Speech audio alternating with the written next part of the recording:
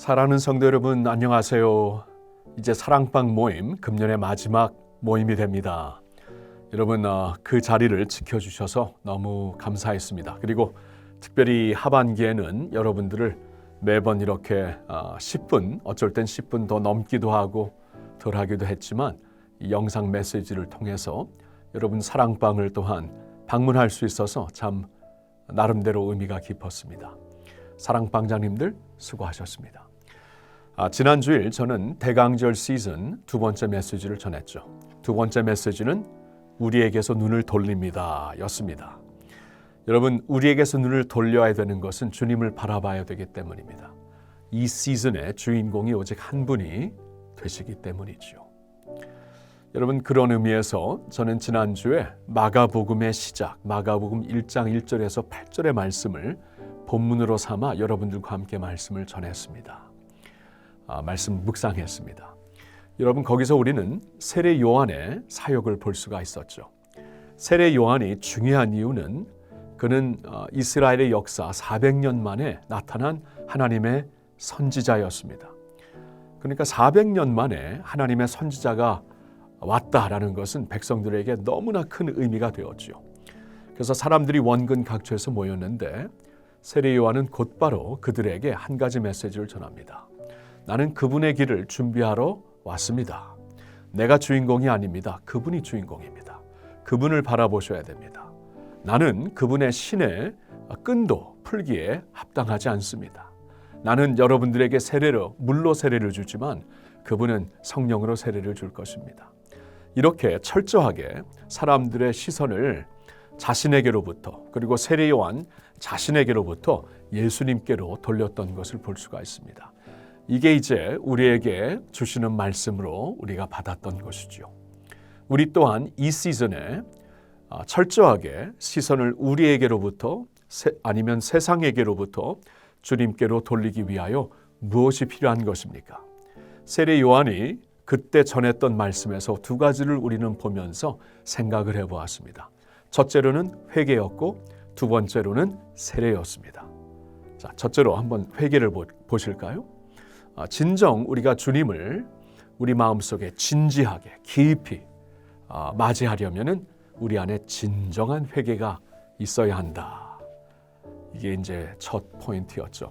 세례 요한의 말씀을 보아도 그는 즉시 그러니까 자신이 누구인가 그의 길을 예비하러 온 하나님의 사자다라는 말씀을 전한 다음에 그는 즉시 회개의 메시지를 백성들에게 전했습니다.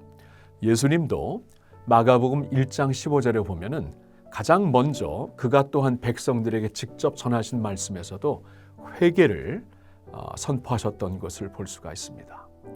여러분, 그래요.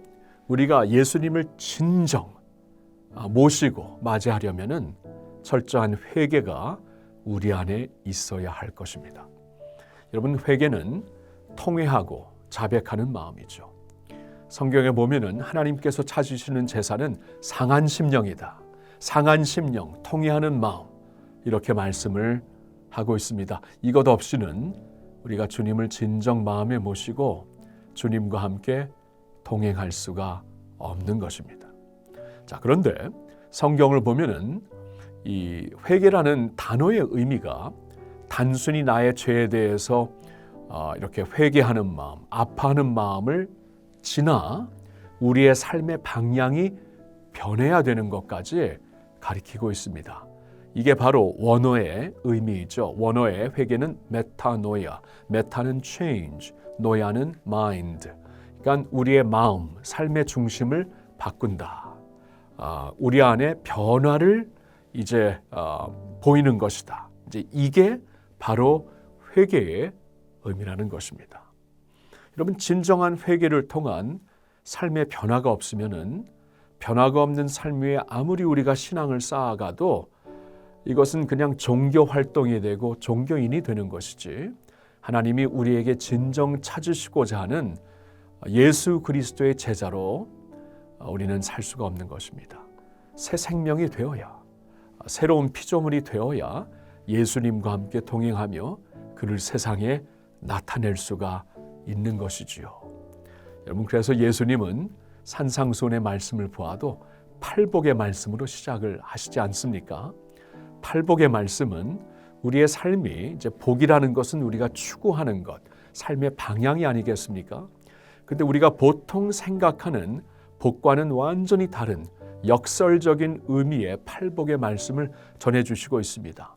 여기서부터 우리의 삶이 이렇게 방향이 바뀌지 아니하면, 변화가 있지 아니하면 남는 것은 종교뿐이다. 이것부터 시작하라고 하면서 주신 말씀이지요. 여러분, 이게 진정한 회개를 통한 변화를 이끄는 그러한 하나님의 사역입니다.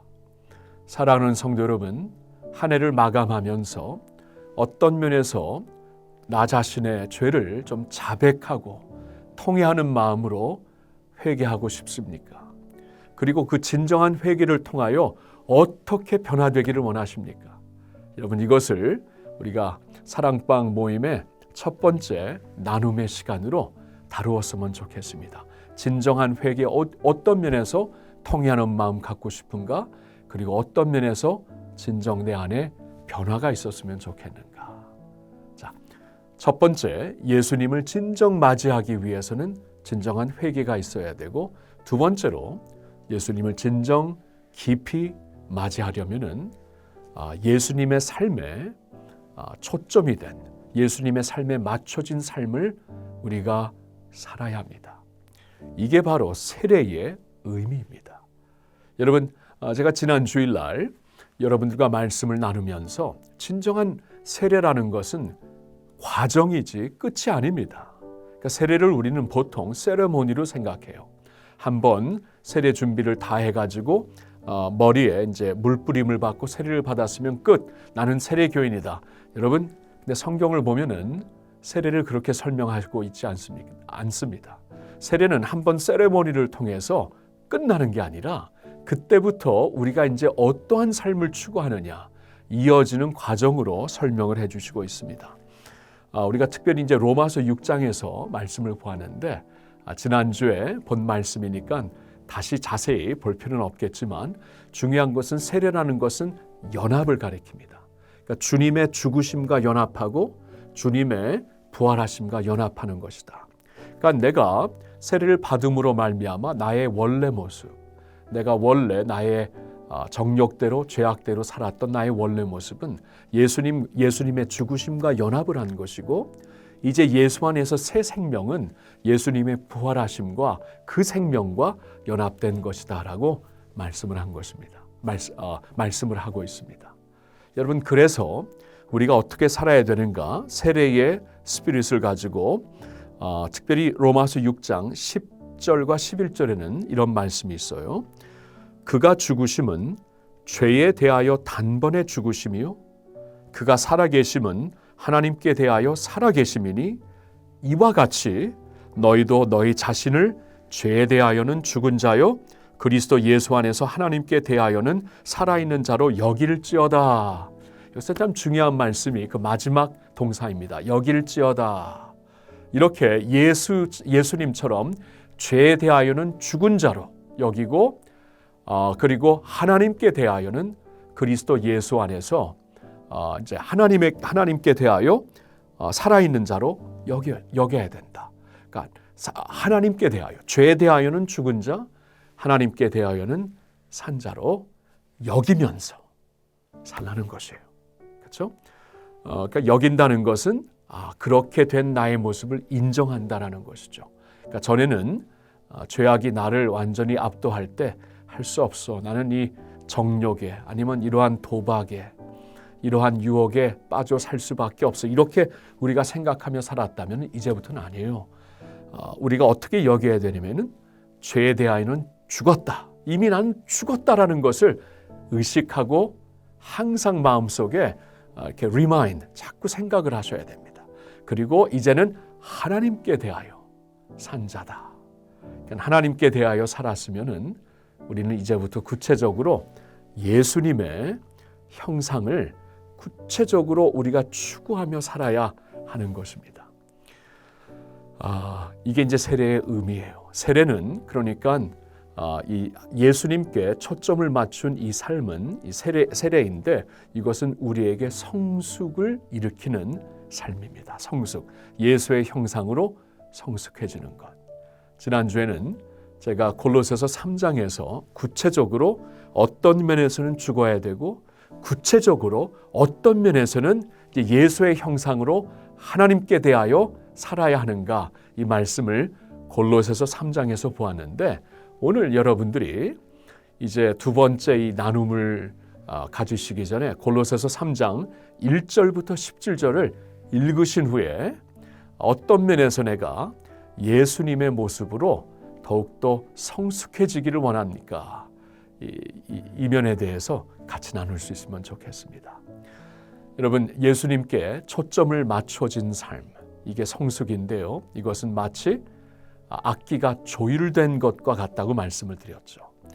여러분, 악기가 조율되지 아니하면 아무리 그 악기를 가지고 훌륭한 연주를 할지라도 아름다운 음악의 사운드가 나올 수가 없어요. 조율이 안 돼 있으니까. 여러분, 어쩌면은 우리 크리스천들이 예수님의 삶에 조율된, 맞춰진 그 성숙함이 없기 때문에 우리가 많은 선한 일을 하면서도 세상이 인정을 안 하는 것 같아요. 왜냐하면 하나님의 아름다운 사운드가, 아름다운 모습이 안 보이기 때문입니다.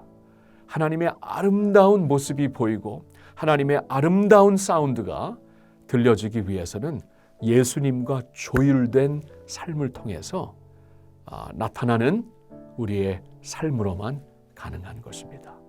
그러니까 여러분, 우리 같이 진정한 회개로 변화를 하나님 앞에 간구하고 변화된 후에는 구체적으로 예수님께 초점이 된 삶, 예수님께 조율된 삶으로 성숙한 삶을 살아갈 수 있기를 바랍니다. 이 두 가지로 인하여서 우리의 눈을 자신에게로부터 주님께로 돌리는 삶, 진정한 회개, 예수님께 맞춰진 삶, 변화와 성숙으로 주님과 함께 깊이 동행하는 여러분 모두, 우리 모두가 될 수 있기를 바랍니다. 그렇게 한 해를 마감하고 새해를 맞이할 수 있기를 예수님의 이름으로 축복합니다.